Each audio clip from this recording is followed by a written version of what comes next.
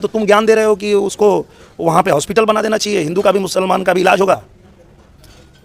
तो मुझे लगता है कि पहले ज्ञान रखो, समझो कि किस बारे में बोल रहे हो, फिर बोलो। और इनका एक प्रॉब्लम ये है कि ये गायक हैं, इनको गाने के लिए बुलाओगे और ये मोटिवेशनल स्पीकर बन जाते हैं, ज्ञान देने लगते हैं और उस विषय पे ज्ञान देने लगते हैं जिस पे इनको जीरो नॉलेज है।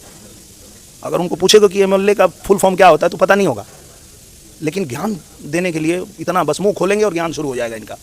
थोड़ा संयम रखिए। और अभी तो रुको, क्लाइमैक्स अभी बाकी है।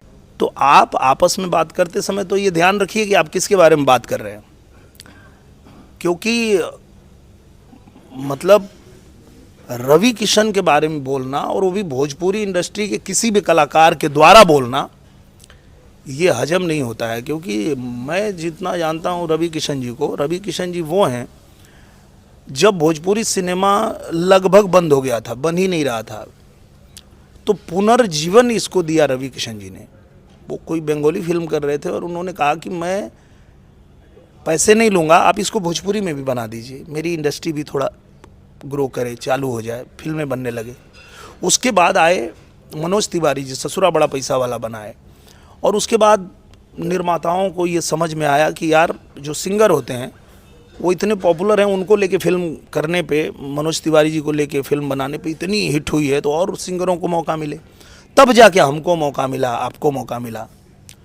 तो जिन्होंने एक रास्ता बनाया है उसके बारे में बोलने से पहले सोचना तो चाहिए। एक सवाल है जो आपके इंडस्ट्री से जुड़े हुए लोग भी जो आज विपक्ष में हैं, तो जिस तरीके से वो लोग शुरुआत से ही आप पे कटाक्ष कर रहे हैं, आपको टारगेट कर रहे हैं एक तरीके से, चाहे वो रवि किशन हो, चाहे मनोज तिवारी हो। मनोज तिवारी ने भले उस लहजे में नहीं कटाक्ष किया आपको, लेकिन रवि किशन ने किया। फिर उसके बाद दिनेश लाल यादव जो पूर्व सांसद भी रहे हैं आजमगढ़ से, उनका एक शब्द था बड़ा ही एक क्रूशियल एक शब्द है, मतलब एक कॉम्युनल वर्ड है।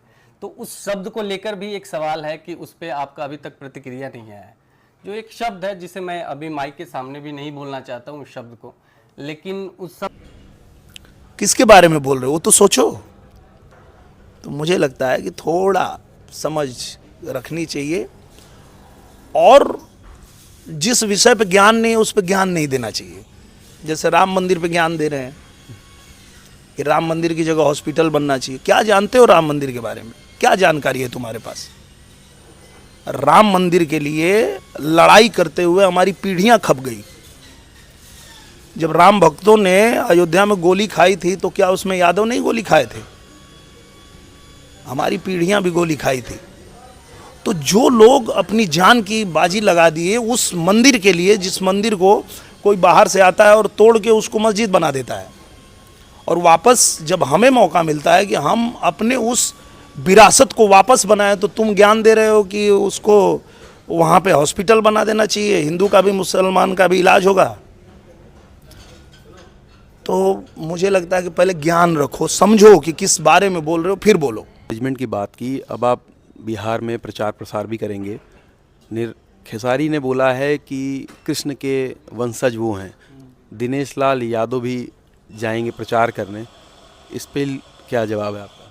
देखिए, मैं एक बात बोलूँगा और बहुत लोगों को मिर्ची लग जाएगी, पर कृष्ण के वंश में पैदा होकर के अगर कोई राम मंदिर का विरोध करता है तो मेरे हिसाब से वो यादव है नहीं, वो यदमुल्ला है।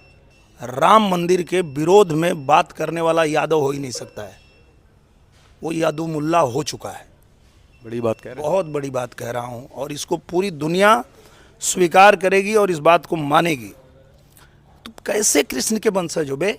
हिंदू धर्म में पैदा होकर के वोट के लिए हिंदुओं का अपमान कर रहे हो, हिंदू के पूजा पद्धति का अपमान कर रहे हो, हिंदुओं के मंदिर का अपमान कर रहे हो, हिंदू के जो भी देवी देवता हैं उनका अपमान कर रहे हो। किस बात के हिंदू हो और अपने को कृष्ण का वंशज किस बात के? सबसे आपको आपत्ति है, या एक तरीके से देखा जाए तो उस इंडस्ट्री से जुड़े हुए जो लोग हैं जिनको आप बड़े भाई भी मानते थे, आज भी मानते हैं, कल भी मानेंगे, तो एक दुख नहीं होता है कि हमारे इंडस्ट्री के लोग आज हमारे साथ नहीं है, भले वो अलग पार्टी में? देखिए, मेरे दुख का विषय नहीं है। मुझे लगता है कि उनके शब्द से मैं ना बड़ा हुआ हूँ और ना ही उनके शब्द से छोटा होने वाला हूँ मैं जी। क्योंकि मेरे जीवन में मैं शब्दों से नहीं बना हूँ, कर्मों से बड़ा हूँ। मैं करके बड़ा हुआ हूँ और मेरा कोई गॉडफादर नहीं है। मैं अपने जीवन में जो भी पाया अपने दम पे और लोगों के आशीर्वाद और जनता के प्यार की बदौलत हुआ। तो मैं उनके शब्दों पे ज़्यादा ध्यान नहीं देता, क्योंकि कोई मतलब ही नहीं है। मैं विकास की बात कर रहा हूँ, मैं बेहतर बिहार चाहता हूँ, मैं उसकी बात कर रहा हूँ। वो लोग मेरे पे कटाक्ष कर रहे हैं कि मैं किसी और में गया तो मैं दूसरा हो गया।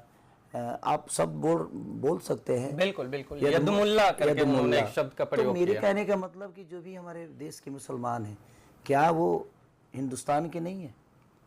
मुल्ला शब्द माने कितनी आपत्तिजनक आप बात बोल रहे हैं। इसका मतलब आप उसको निंद भावना से देखते हैं ना, बिल्कुल। गंदे भावना से देख रहे हैं, तभी तो उस शब्द